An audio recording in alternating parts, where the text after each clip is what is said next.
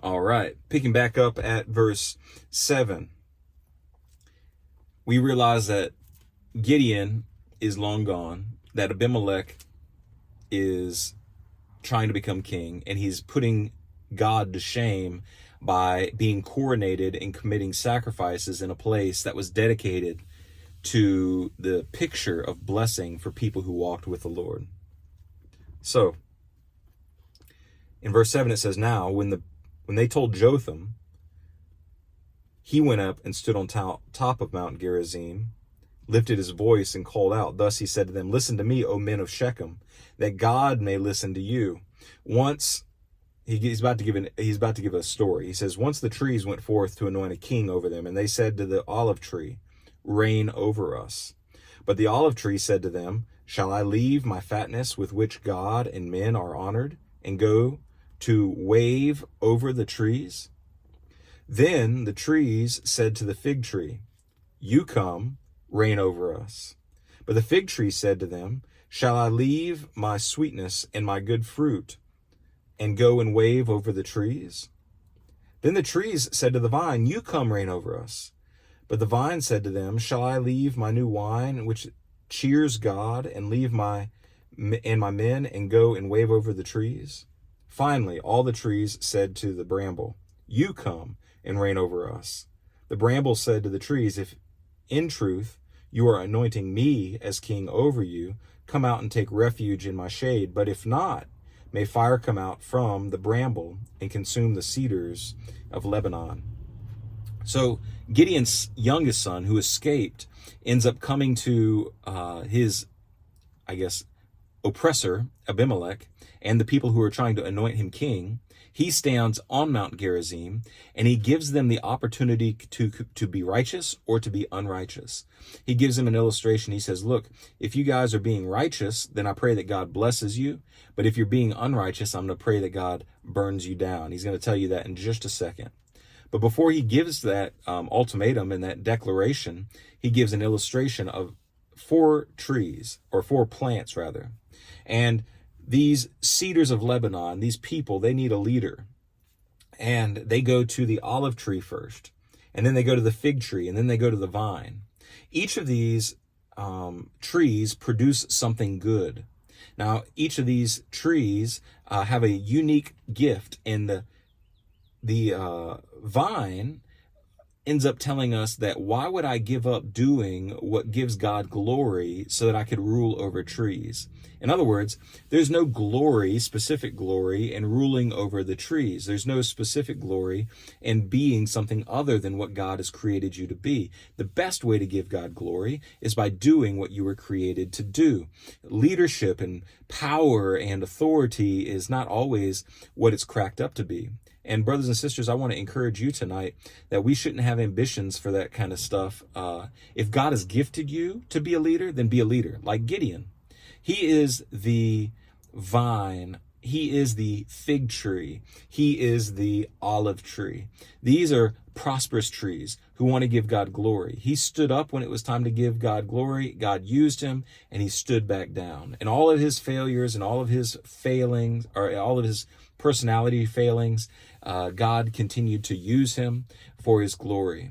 And now what Jotham is saying to Abimelech is that you guys have crossed over Gideon. You've crossed over his 70 sons who had a legitimate right to rule and reign and to do different things. And they've actually not pursued that for whatever reason. They did not advocate for their own kingship. And it says they've went to the bramble, the fourth type of plant.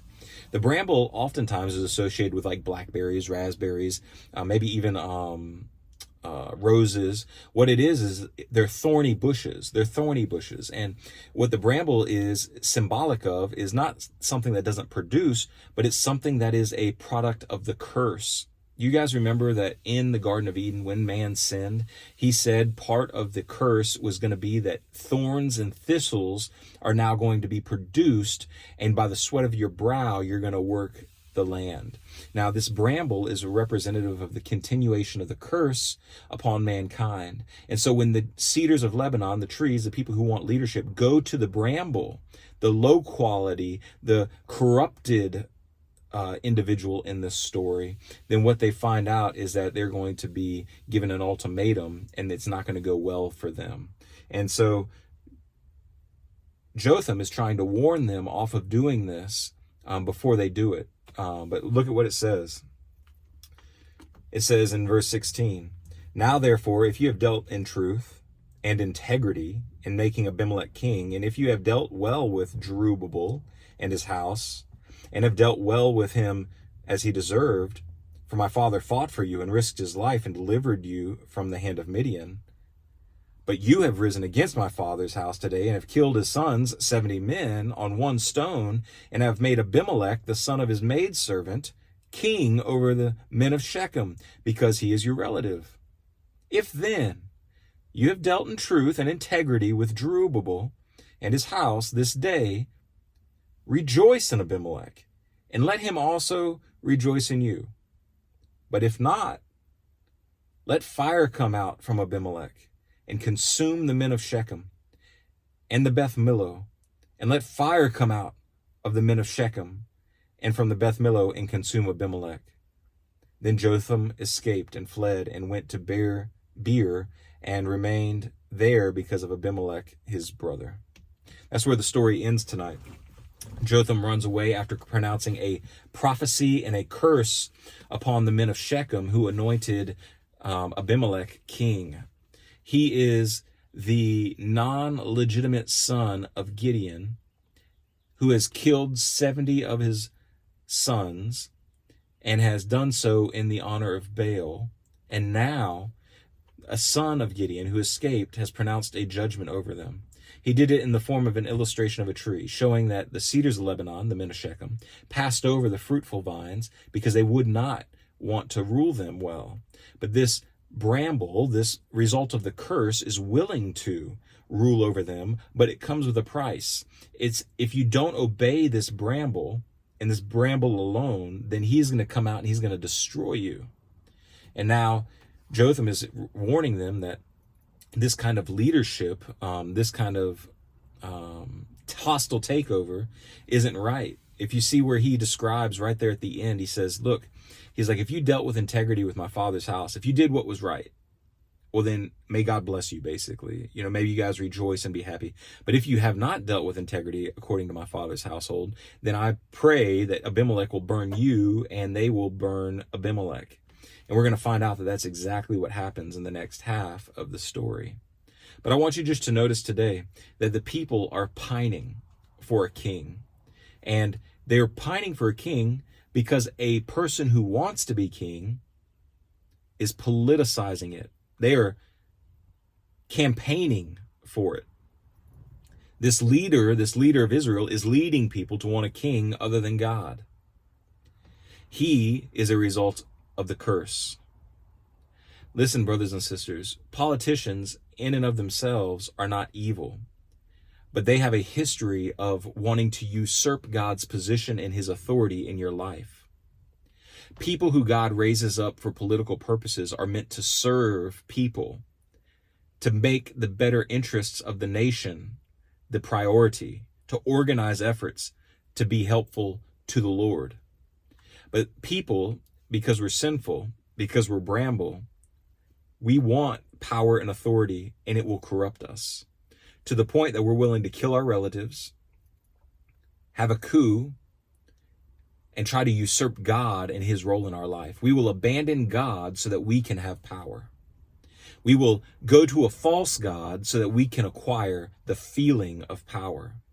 The truth is, brothers and sisters, we are made in God's image. We have a great amount of power, but it will always be subservient to the King of Kings and Lord of Lords.